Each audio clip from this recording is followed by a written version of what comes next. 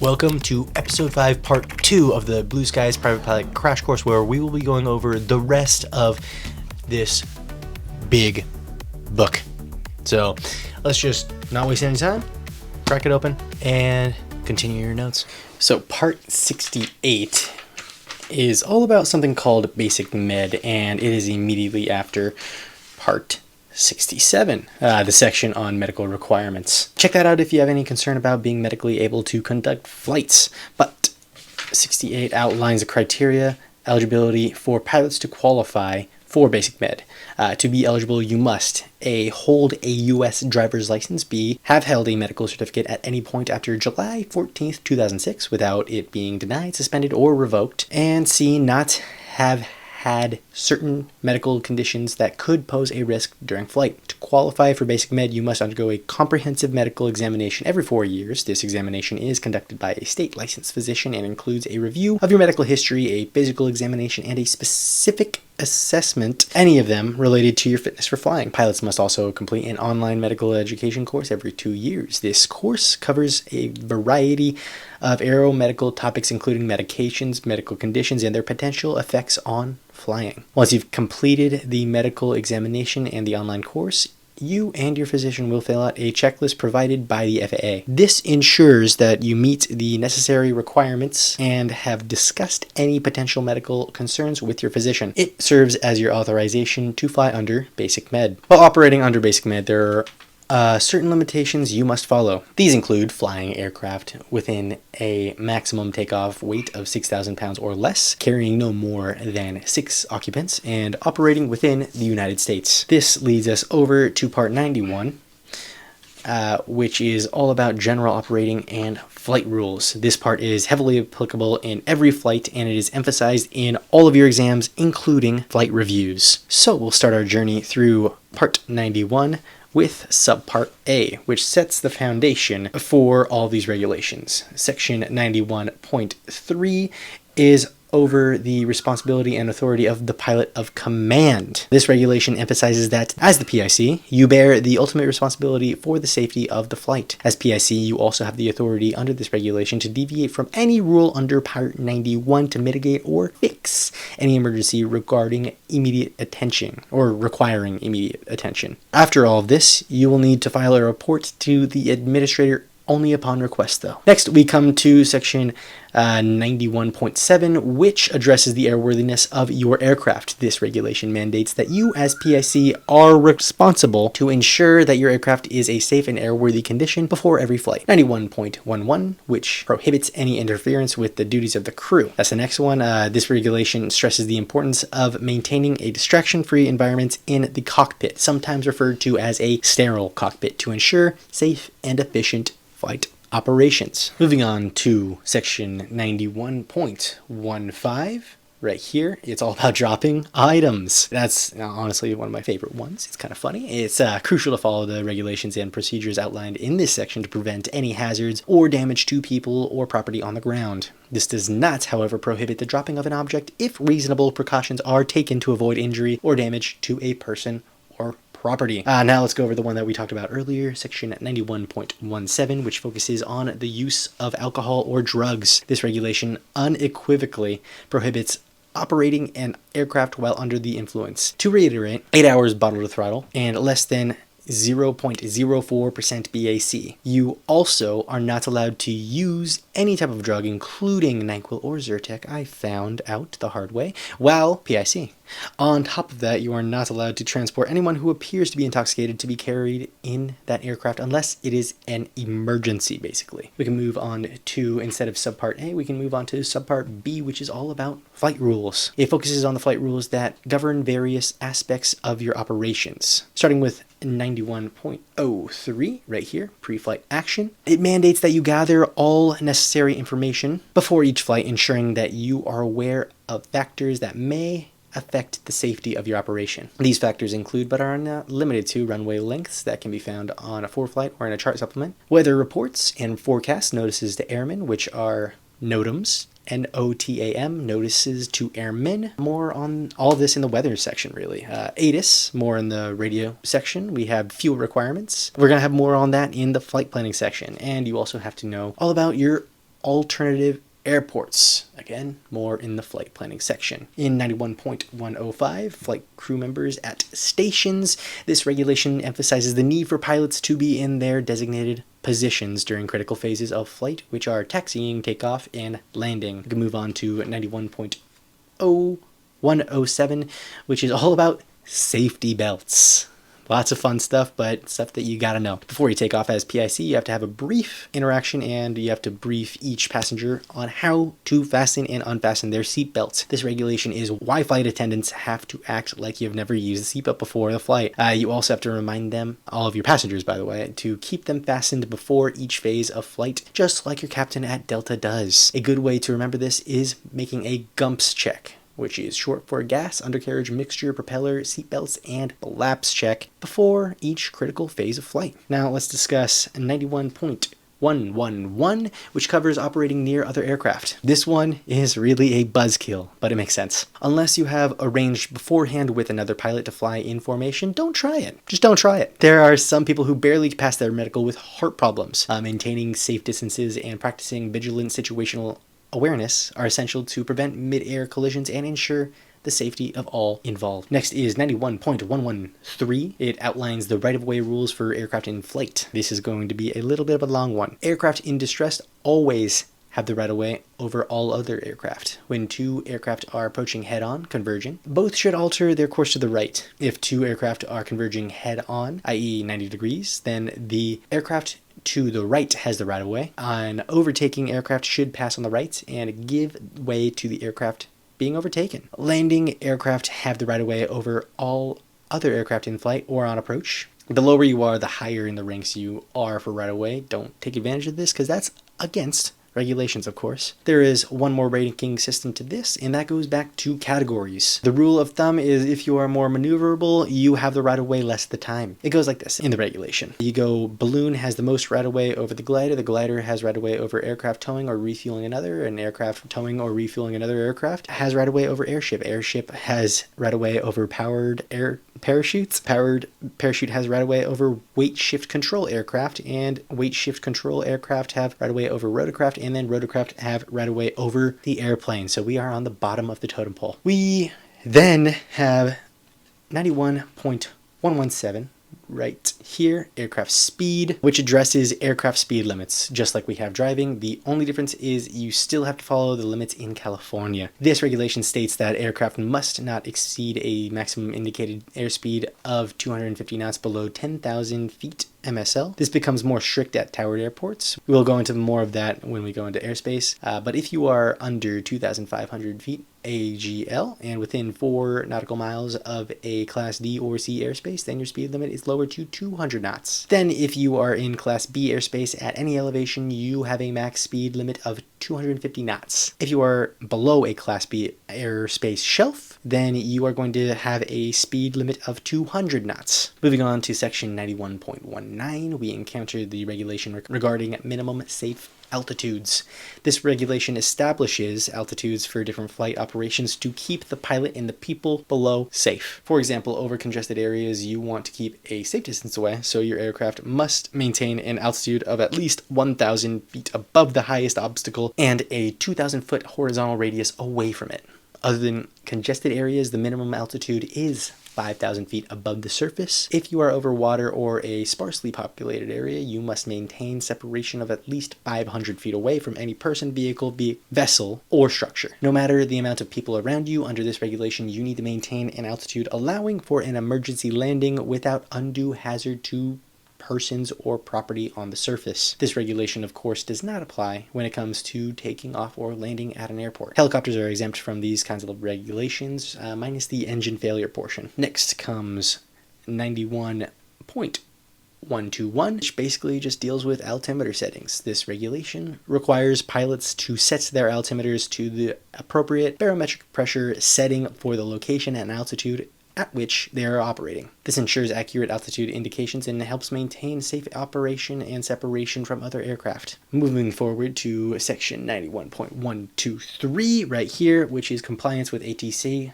clearances and instructions. This regulation states that pilots must comply with ATC clearance received, including instructions to climb, descend, or alter their course. Pilots will maintain effective communication with ATC and promptly inform them of any deviations or difficulties encountered, including emergencies or uncertain communication. Section 91.125 is going to be on your test a lot. It covers ATC light signals, and this regulation provides guidance to the light signals used by ATC to communicate with aircraft in situations where radio communication is not possible or has failed. Pilots should be familiar with these signals and respond accordingly to ensure proper coordination with ATC. Now let's go ahead and go on to section 91.137, which is right here. Temporary flight restrictions in the vicinity of disaster or hazard areas, which pertains to TFRs and NOTAMs. Understanding TFRs and their purpose is crucial for avoiding restricted areas and ensuring compliance with airspace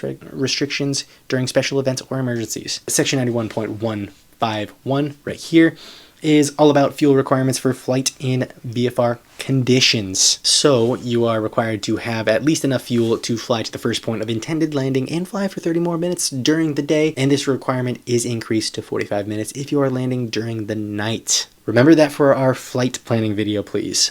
We can move on to subpart C, which is all about aircraft requirements. This covers the requirements for your aircraft, including equipment, instruments, and documentation. First, we have section 91.203, which outlines the certification requirements for operations in civil aircraft in VFR flight. This regulation establishes that the certifications that must be on board the plane for the PIC to operate it. This includes Airworthiness certificate. This must be visible and legible in the cabin or cockpit entrance so that it is eligible for cockpit and crew. Then we have registration, which must be present. It is not specified here, but you also need a radio station license in international flights only. The operation limitations and the weight and balance computations, and we're going to have a little bit more on those for the aircraft performance. I remember all of those requirements as ARROW, ARROW. We can go ahead and move on actually all the way to section 91.207 right here, which is all about the ELT, the emergency locator transmitters. The ELTs are impact activated devices that send out pulse transmissions on the emergency frequency, and just in case of an emergency, these ELTs need to be always in operable condition. Given this, the regulation regarding the ELT says that the batteries in it must be replaced or recharged if it has been in use for 1 cumulative hour or when 50% of the charge has expired. Along with that, every ELT must be inspected within 12 calendar months after the last inspection. Next, we come to section 91.209, aircraft lights. Long story short, if your aircraft does not have lit position lights, lit anti-collision lights, or lit anchor lights, only for seaplanes, then you cannot operate it in any way between sunset and sunrise. We can move on to 211, which is all about supplemental oxygen. The PIC needs supplemental oxygen when flying above 12,500 feet above mean sea level, up to and including 14,000 feet above mean sea level for 30 minutes. If you fly above 14,000 feet MSL, you need supplemental oxygen at all times because the air is getting thinner and it is going to be much harder to breathe. As PIC, it is also your responsibility to provide supplemental oxygen to each occupant of the aircraft at altitudes over 15,000 feet MSL. This ensures that the individuals on board are provided with adequate oxygen levels to mitigate risks associated with hypoxia at high altitudes. Continuing on, tromping right on, marching right on. Yes. Section 91.213 deals with inoperative instruments and equipment. This regulation allows pilots to operate an aircraft with certain inoperative instruments or equipment under specified conditions. It establishes the requirements for marking and placarding the inoperative items and requires compliance with any associated limitations or procedures. Moving on to 91.215 is all about ATC, transponder, and altitudes reporting, equipment, and use. Fun. This regulation mandates that aircraft operating in certain airspace must be equipped with the functioning transponder and altitude reporting equipment. It also outlines the situations in which the transponder must be turned on and the altitude reporting must be accurate and operational. We can go over to subpart D now, which is special flight operations. Man, that is a long chapter, but right here, special Flight Operations, Section D. It encompasses regulations related to special flight operations, including operating limitations and requirements for specific scenarios. First, we have Section 91.303, which is right here, aerobatic flight. This regulation outlines the requirements and restrictions for conducting aerobatic maneuvers. It defines aerobatic flight as an intentional maneuver involving an abrupt change in the aircraft's attitude, abnormal attitude, or acceleration, not necessarily for normal flights. The restrictions are summarized as, don't do these things around where people may be. This includes specifically congested areas, assemblies of people in the boundaries of airspace designated for an airport within 4 nautical miles of a federal airway. So, no buzzing to the tower. Everything else in Top Gun is pretty much fair game right there. Moving on to section 91.307, which is right here. This section says, if you are flying an aircraft with passengers and are intentionally executing a maneuver that exceeds 60 degrees in bank or 30 degrees relative to the horizon, you must have every occupant wear an approved parachute. This does not apply to flight tests or flight maneuvers required for any certification or rating when given by an instructor. Next, we go over to 313 right here, restricted category civil aircraft operating limitations. Aircraft, when given an airworthiness certificate, are assigned a category separate from category in the context of airmen. I know, it's a little bit confusing, but the restricted category in aircraft is given to airworthy aircraft that are only airworthy in the eyes of the FAA for one special purpose. Remember, it is restricted to one purpose, really. That's how I remember it, at least. Moving forward to 91.319, aircraft having experimental certificates operating limitations. This regulation outlines the restrictions and conditions under which aircraft with experimental certificates can be operated. These conditions include VFR only, no passengers for hire, notification to ATC and passengers of the experimental certificate, only used for the specified purposes, and no flying over densely populated areas unless the FAA has decided otherwise on a case-by-case basis. If you build your plane by yourself, it will usually be given an experimental certificate. Next part is going to be subpart E, maintenance, preventative maintenance, and alterations like we talked about earlier. And it's really the last applicable part of 91.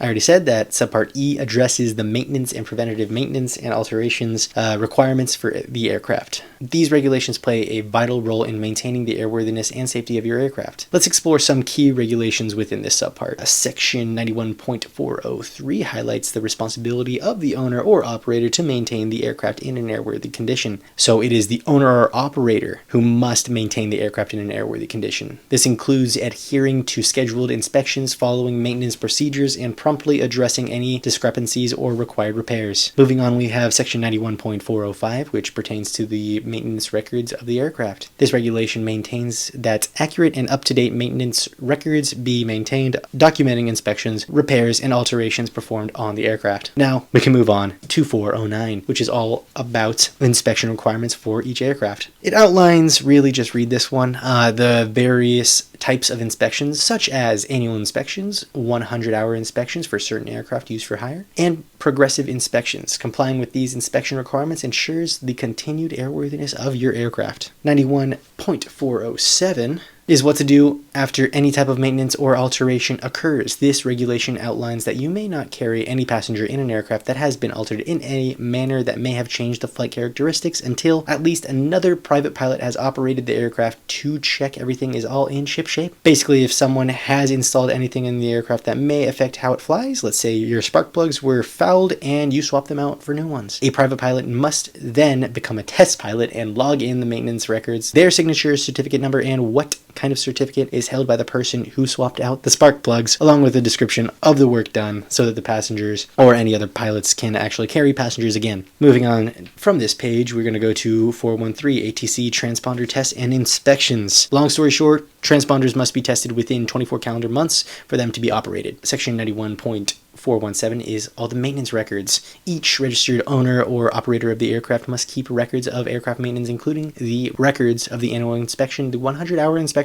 major alterations, other required maintenance, and records of airworthiness directives, ADs. ADs are given to specific aircraft by the FAA if there is an issue that is known to occur with a specific aircraft that needs to be corrected routinely. Now we can finally talk about the NTSB, the last bit of the applicable portion of the brick that is called the NTSB, or the National Transportation Board. You need to know that this agency is the agency you need to go to after something has gone terribly wrong. They have a section in the 49 CFR Part 830, and you only need to know a handful of things about them and what you need to tell them. 830.2 are the definitions, the main definitions you need to know in this section are what defines a serious injury and substantial damage. A serious injury is an injury which requires hospitalization for more than 48 hours within 7 days from the date of the injury, and it could result in a fracture of any bone other than the fingers, toes, or nose. It can cause severe hemorrhages, nerve, muscle, or tendon damage, and it could involve any internal organ. It would involve any second or third degree burn affecting more than 5% of the body's surface. Substantial damage is then defined as any damage that adversely affects the structural strength, performance, or flight characteristics of the aircraft, and which would normally require major repair or replacement of the affected component. 830.5 says that the NTSB must be notified immediately if any of these incidents occur. 1. Flight control system malfunctions. 2. Inability of any required flight crew member to perform his or her normal flight duties as a result of injury or illness. 3. Failure of structural components of a turbine engine, excluding the compressor and turbine blades and vanes. 3. We have in-flight fire. 4. We have in-aircraft collision in flight. 5. Damage to property other than the aircraft estimated to be exceeding $25,000 for repair or fair market value in the event of total loss. And 6. An aircraft is overdue and is believed to be involved in an accident. Section 830.10 is all about if you are an operator of an aircraft involved in an incident, it is your responsibility to protect the wreckage until the NTSB arrives. Do not disturb the wreckage unless it is necessary to help injured or trapped people, to protect the wreckage from further damage, or protect others from the injury. Make notes, take photos, draw sketches, or detail the original condition. And finally, Section 830.15. The last applicable regulation is the operator of an aircraft must file a report within 10 days after an accident, or after 7 days if an overdue aircraft is still missing. Whew, Ian. Oh my gosh. Okay. In the last little while, we've gone over the FAR-AM, including the structure of how to read the FAR-AM, how to read all the sections, and what sections you need to be familiar with. As promised, there is a lot of questions you may or may not see on an FAA written exam or a final exam for a particular online course pertaining to these subjects down below. Thank you for watching, thank you for liking, thank you for subscribing, and thank you for going through the entire thing. That was pretty painful for me too. You have a good one. I wish you blue skies and tailwinds. Thank you.